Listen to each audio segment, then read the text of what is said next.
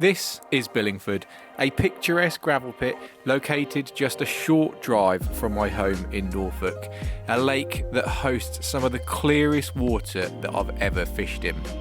And it's within that crystal clear water that lives one of my favourite species to catch. Now, like so many other anglers, when the weather begins to warm, my attention firmly turns to the tench. And in all honesty, my normal tactic would be sit behind two static alarms with perhaps method feeders, and it's a tactic that has been incredibly kind to me in the past. However, if you were to ask me what is the best way of catching tench, then I'd have to say it'd be back to the traditional way, catching them on the float. So that is exactly what I'm going to try and do, catch a tench on the float. I've never float fished in this lake. It's actually normally quite a friendly lake, fishing how we used to do with like the methods and the maggot feeders over the other side. Pretty guaranteed that you can catch a few fish, but there's something special about watching a float. And I've actually got two fishing at the moment. It feels a little bit weird having two floats out there. Normally you'd concentrate and fix your eyes on one, but I don't know if the right hand side, this bush here, or the left hand side, a little bit further out, is going to produce the fish. So what I'll probably do is I'll fish away for a little bit, see if we get a bite on either, and then I'll probably just concentrate on the one rod afterwards and really focus my attention on that. But yeah, they're fishing away nicely. It looks good. There's something just magical about watching a float sit there and then just waiting for that absolute slide away, and hopefully there's a tench there. Might get a few bubbles pop up. If we don't later on this evening, definitely, hopefully we'll look for that tomorrow morning. But yeah, it's looking good. Wind's pushing down this way. So I'm gonna sit back and concentrate on these floats and see if one dips away.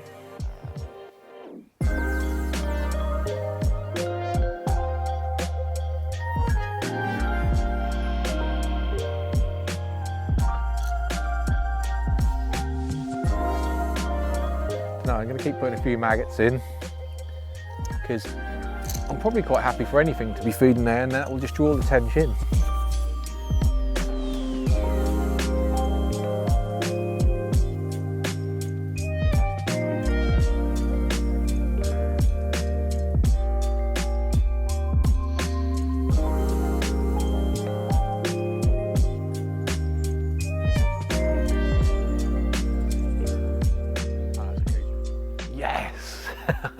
I knew that one was going to go.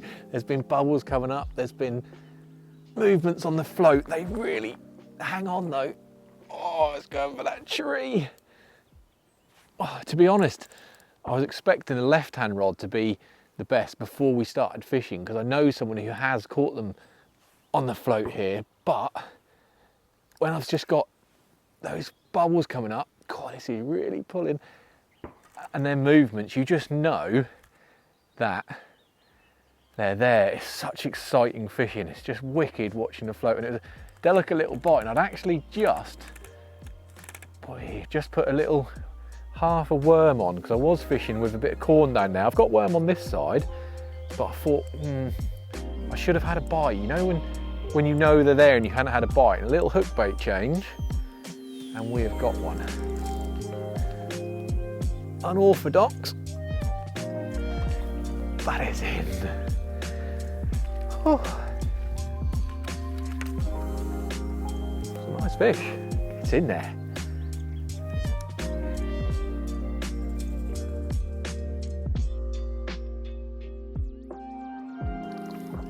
Tell you what, that's a nice tench. I'll be happy with that on the alarms. Let it float. There we go. Look, proof it was hooked in the mouth. It was coming in a bit funny because it wrapped itself around the line, but there you go, my bit of worm and a tip with a maggot. There we go, there she is, female tench, and they are pretty angry in here. Look at that with a finner. You can tell not being happy that we've ruined her day, but just I don't know, I just absolutely love tench. Something about the little teddy bear red eye, the paintbrush tail, all the cliches that people say. They're just wicked fish to catch. You know if you caught this one again, because look, it's missing a peck. It's just one peck, we'll name her. But still put up an unbelievable flight on that float rod. Close in, doesn't get any better than that. I feel like we're back in the fridge. It's like we're in a little alcove here. Hey, see you later. And yeah, the dark little corner, that's probably why they're feeding, because it has been, cool, let me get up a little bit. Has been a bright day. It's been like ridiculously hot. So this sort of dark, dingy corner, it's a bit weird to film in. I can probably take my glasses off now, but literally where we were just taking the shot of on the mat and got a few pictures, is bright sunshine, like 10 degrees warmer, but we're catching and they're here. That's the main thing.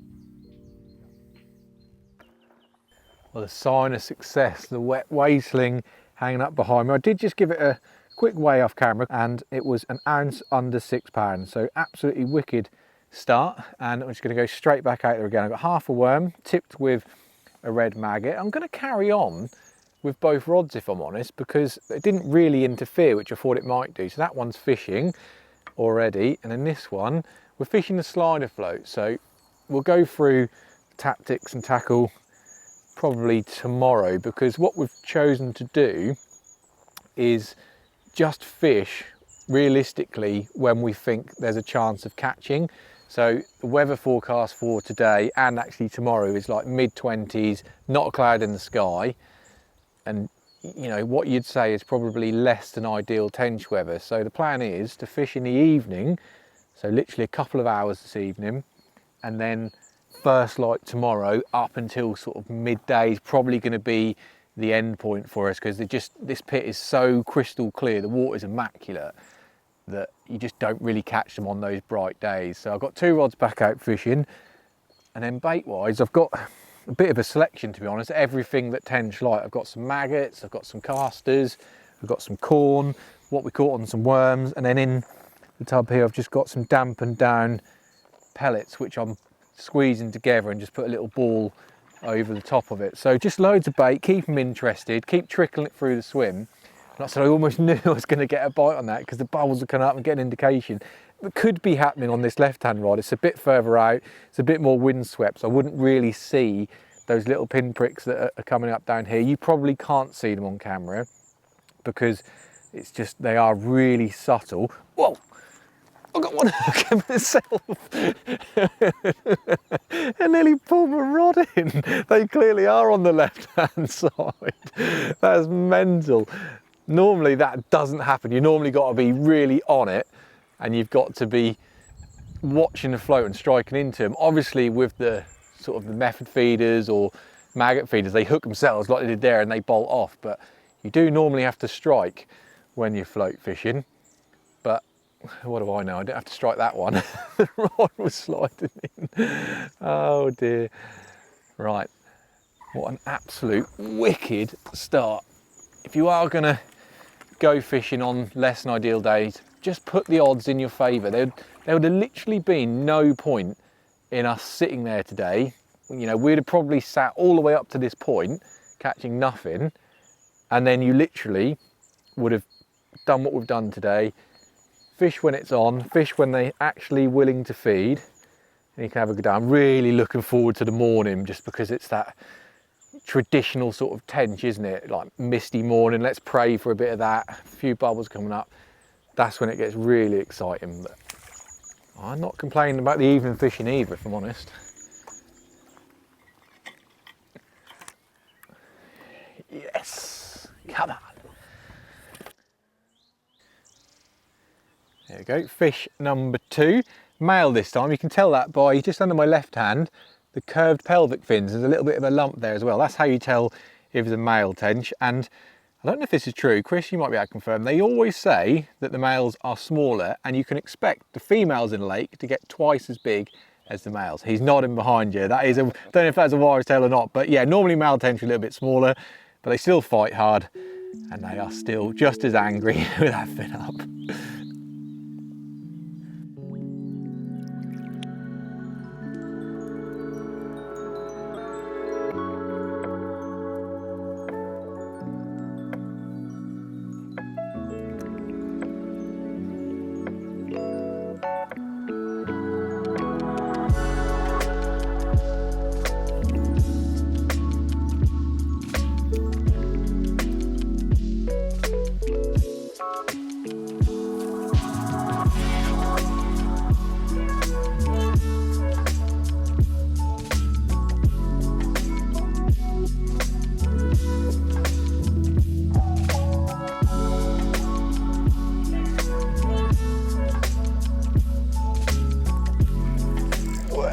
It's Tench carnage.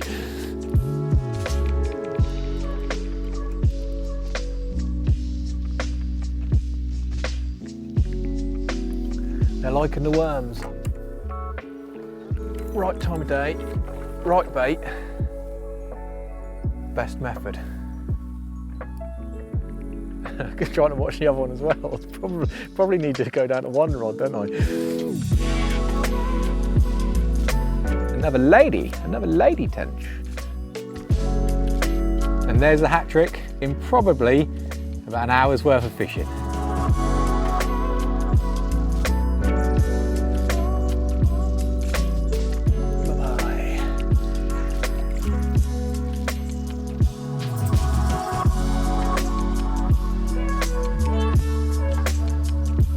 So after the hat trick of Tench, each swim noticeably became a little bit quieter, and we fished for about half an hour before deciding to wind in, give each area a decent amount of bait, and most importantly, get the barbecue on.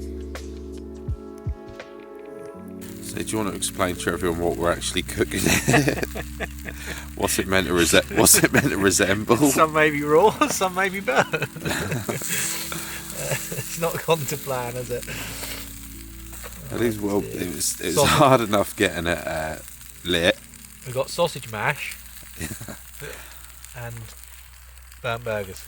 Our burgers look alright, actually. Burgers, yeah, not too bad. Sausages I'll give you 4 out of 10 for the burgers. Sausages need a bit of work. You see all these nice like carpy videos of people cooking like amazing steaks and food. What's wrong with that? We're not carpy though, are we? We've got smashed up sausages. Sausage mash. And burgers.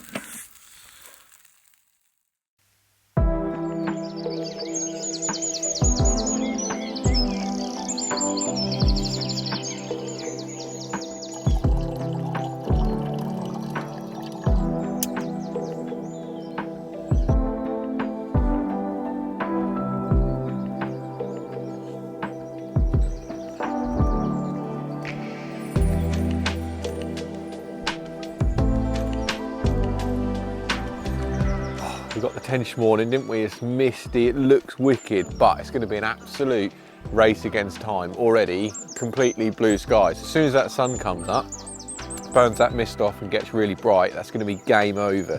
I'm a little bit disappointed that we've woke up, we've not seen like loads of bubble in action, so I hope that's not a bad thing. Let's hope that we can finish this coffee, get some bait in, start fishing, bit of activity, and we might be able to kick a reaction off and get a couple of bites early this morning.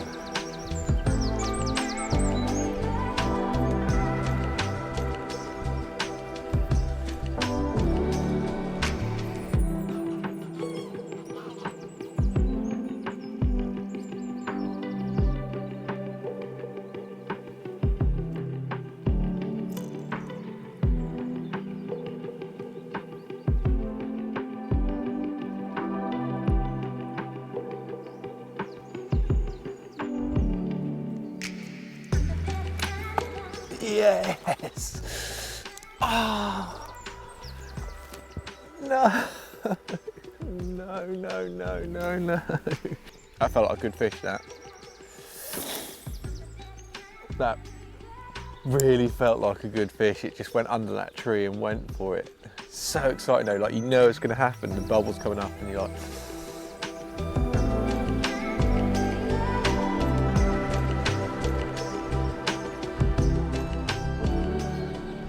Never nice losing a fish, is it? But in saying that, this is going to sound really weird, but as anglers, I think people will understand. Like, that's got me thinking about it more than the capture. I know that it's the cliche of the anglers, isn't it? They always say, like, when you lose one, it's the biggest fish and everything like that. But that just felt big. And like I said, I'm still thinking about that lost fish and I'm not thinking about the capture. It's a real weird analogy, and probably you'll understand if you've been fishing before. It's always that, oh, I just wonder what that was moment. But the right hand swim's not really showing many signs of life. The left hand rod is fishing again. There is still a few bubbles coming up, so I'm hopeful we might be able to get a bite. But what I thought I'd do is just take a couple of minutes out while I'm watching that float. So excuse me if I keep looking away. It's just to talk you through the setup, because this is the best way of catching tench. I love all styles of fishing, fishing alarms and stuff like that. It's absolutely mega, the bites are good, but there is nothing better than watching those bubbles coming up, the float sitting there, the mist. Like, we almost had the perfect picture there. So if you want to give it a go, then this is what I'd recommend. So get yourself a really nice float rod, 13-foot Omega float rod from Corum this is, but it needs to be a dedicated float rod really, just because that's what the enjoyment is. You probably just saw that one going under that tree. Having a nice balanced tackle is everything, and that's coupled with an Axis to 3000 reel, and I've loaded that with 6-pound line. Quite nice and light balanced tackle, but as I've mentioned, this pit is remarkably deep, really, really deep. So where we're fishing here is about 10, 11 foot, and we're only a few rod lengths out, obviously. So I've chosen to fish the slider. Now, a slider float is such an easy way because it makes casting so much better. So what I've got is I've plumbed the depth, so about 9 foot up there. I've got 2 super tight line stops. That's really, really important. You can do it with a stop knot or something like that, but I just use super tight line stops so they don't slide. I use 2 of them so you know that they definitely don't move. So that sets the depth, and then the float is an unloaded float which will slide all the way up to those stops when you're actually fishing. Now, this comes down to here, one of the best things ever is a quick change Olivet. So I use a quick change Olivettes locked in with a couple of trimming shots just to sort the bristle out, because it just allows me to change. You'll notice the float's attached with a float rubber, so I can change the size of the float and I can change the weight of the Olivet without doing anything. So if it gets windy or something like that, I can put a bigger float on. You're not got to re-tackle up or anything like that. So it's just really important to keep yourself to be adaptable to if things change. And then I've got a couple of number 8s onto a little hook link swivel.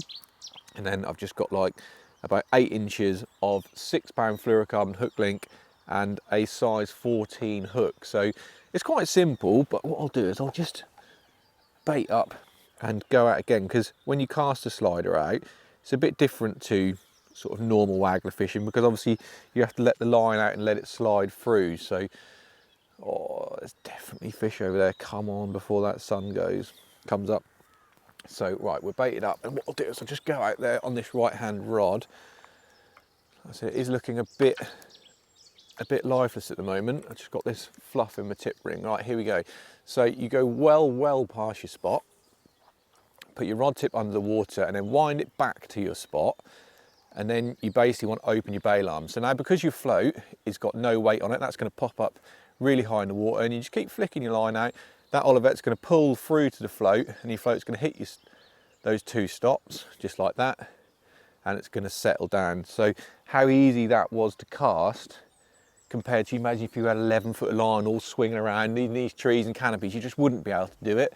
So that's a really nice way of fishing in deep water. Get yourself out and catch them on the float, because like I said, it is absolutely mega. And come on, just one more bite is what I'm looking for.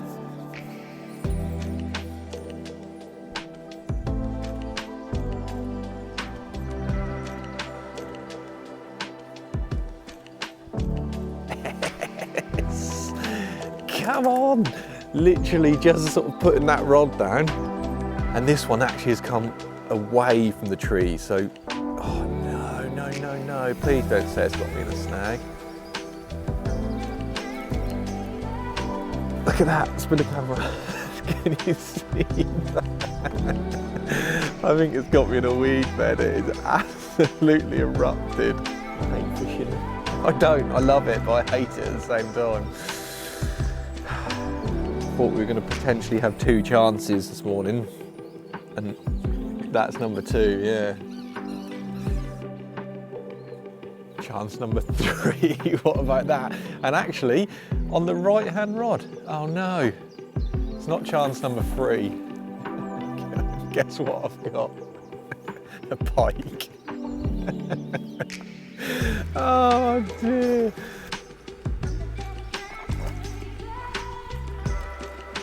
Well, slightly different, I guess. There you go, little buddy.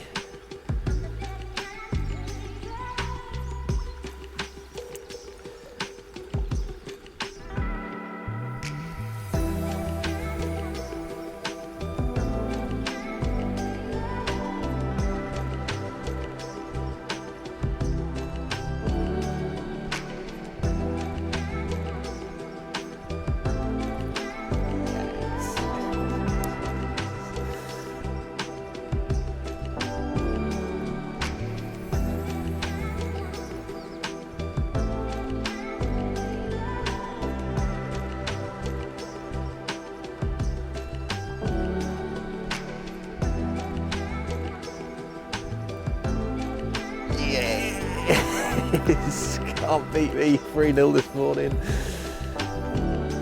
I think that is a fitting way to end this video. Is it going to get better than that? I'm not convinced. So I really do hope you've enjoyed it. I have absolutely loved it. Not just to fishing, to come back out, catch up with Chris again, and we promise that we will be uploading more regularly very, very soon. So don't forget to hit that subscribe button, drop us a comment if you enjoy a bit of tench fishing. What a way to finish that is.